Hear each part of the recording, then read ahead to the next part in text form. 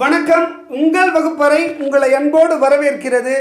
தினம் ஒரு கேள்வி பகுதியில் இன்றைக்கி நம்ம பார்க்கக்கூடிய கேள்வி என்ன அப்படின்னு பார்த்தோம்னா 2016 குரூப் 4ல் கேட்கப்பட்ட ஒரு எளிமையான கேள்வி இதுதான். கிட்டத்தட்ட அதோட ஃபார்முலாவை தான் நம்ம சொல்ல போகிறோம்.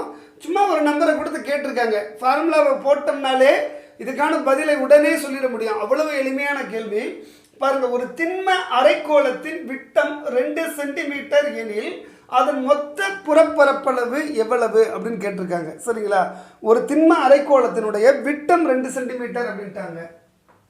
இதுதான் ஒரு திண்ம அரைக்கோளம் அப்படின்னு வச்சுக்கிட்டோம்னா, சரிங்களா, இதுதான் ஒரு திண்ம அரைக்கோளம் அப்படின்னு வச்சுக்கிட்டோம்னா இதோட விட்டம், இதுதான் அதோட விட்டம். சரிங்களா? இதோட விட்டம் 2 சென்டிமீட்டர் அப்படிங்கிறாங்க. 2 சென்டிமீட்டர் அப்படின்னு சொல்றாங்க. விட்டம் 2 சென்டிமீட்டரா இருந்துச்சுன்னா, அதாவது டயாமீட்டர் 2 சென்டிமீட்டரா இருந்துச்சுன்னா ரேடியஸ் 1 சென்டிமீட்டரா இருக்கும். அதாவது ஆரம் 1 சென்டிமீட்டரா இருக்கும். எனவே radius is equal to 1 centimetre. சரிங்களா? மொத்த புறப்பரப்பளவு அரைக்கோளத்தினுடைய மொத்த புறப்பரப்பளவு காணும் சூத்திரம் என்ன அப்படின்னு பார்த்தோம்னா 3πr ஸ்கொயர். சரிங்களா? 3πr square.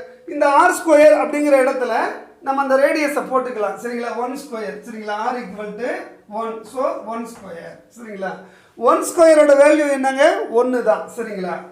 அப்போ ஸ்கொயருமே எடுத்துடலாம். சரிங்களா? அப்போ 3π1. சரிங்களா? இந்த 3πயை 1ஆல் மல்டிபிள் பண்ணோம்னா 3π தான் வரும். ஸோ அந்த 1ஐயுமே எடுத்துடலாம். இப்போ ஆன்சர் என்ன அப்படின்னு பாருங்க. 3π அப்படிங்கிறது தான் 3π சென்டிமீட்டர் ஸ்கொயர்.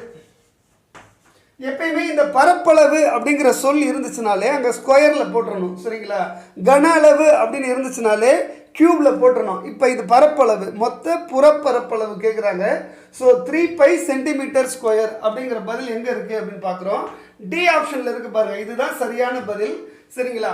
இதே மாதிரியான இன்னொரு எளிமையான கேள்வியோடு உங்களை நாளைக்கு சந்திக்கிறேன். அது வரைக்கும் நன்றி, வணக்கம்.